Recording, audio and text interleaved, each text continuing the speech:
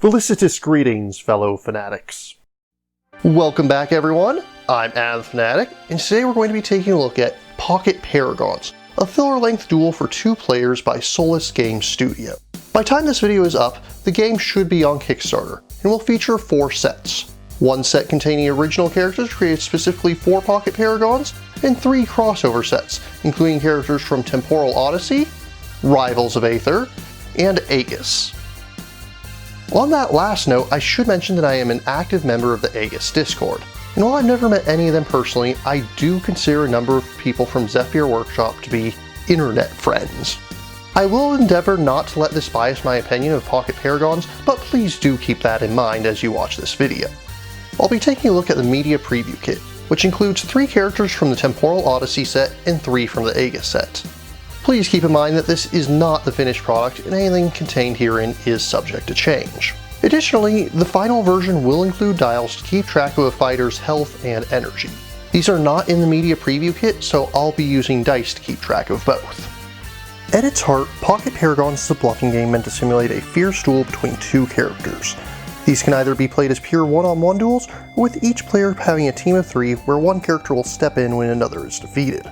More on that in a little bit. Characters always start with 10 health and 0 energy. Each character has 7 cards, and while the specifics for these vary from character to character, they always have one of each of 7 basic types. The first one to take note of is a character's ultimate, which is the only card that doesn't start in their hand. Instead, you'll first need to build up a certain amount of energy in order to use them. Then, if it's a passive ability, it'll remain in effect until that character is defeated. Otherwise, if it's an active ability, it'll go into your hand and be usable like any other card. Players secretly choose 1 card each from their hands and reveal them simultaneously, with the effects of both happening at the same time. The first 3 types of cards you have are Physical, Agility, and Intelligence, which counter each other in a rock, paper, scissors fashion. If you manage to counter a card, it'll be returned to your opponent's hand without being resolved and you will gain 1 energy. In all other cases, both cards are resolved simultaneously.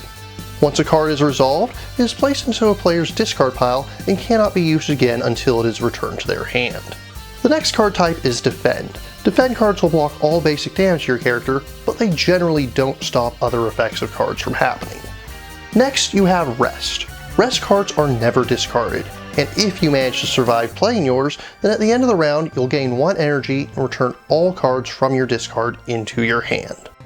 Finally, you have a Weapon Attack. If you play your weapon while your opponent is resting, then they'll immediately be knocked out and removed from the game. The rules seem to imply that there are other methods by which executions can occur, however, using the characters from the media review kit, this seems to be the only way at this time. That's really all you need to know to play a duel one-on-one. However, rules are also included for fighting a 3-on-3 tag team battle. Each player chooses 3 characters, and when one is knocked out, the next takes their place, resetting their health to 10 and their energy to 0. When this happens, you choose 1 card from the defeated character, and secretly replace the card of the matching type in the new character's hand. Then when that character falls, you replace both the card that the second character borrowed and choose a new card from said second character, replacing both in the third character's hand. Once either player's third character falls, the game is over and the surviving player wins. In conclusion, Pocket Paragons is a brief yet intense game. A one-on-one duel is easily playable in the time span of 5 minutes, allowing players to quickly experience new characters and their different playstyles, and different they are indeed. Et.Wall focuses on removing enemy cards from the game and limiting their options, while Zane is a fierce berserker that goes all in on the attack. Meanwhile, Stell and Mr. F are both fairly weak to start out, but once they get their ultimates into play, you'd better watch out. And as much fun as a single duel is, the game really shines with the 3-on-3 tag battles, where you have to carefully weigh the option of which card you'll decide to carry over into the next hand. The risk of resting versus the threat of execution keeps the game from ever feeling too one-sided, as even if your opponent gains an early lead, you can still manage to pull out a win that way. On the downside, there are parts of the rules that are unclear. I'm hoping this will be fixed before the final printing. Obviously, this game isn't going to be for you if you're not a fan of direct conflict, but if you're looking for a quick duel, this is a great filler.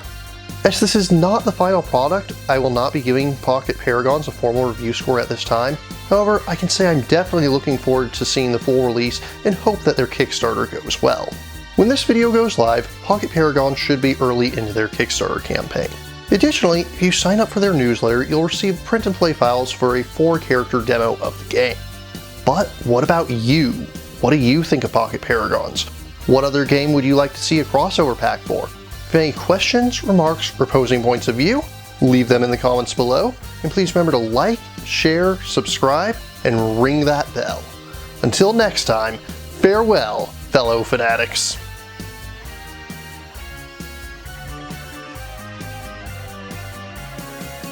Thank you again for watching. I have plenty more to share with you if you're interested. You can click up here above my head to subscribe to my channel. You can click over here on my monitor to see the most recent video that I've worked on. Or if you prefer, you can click up here to open this mysterious vault and see what video that the YouTube algorithm has picked just for you.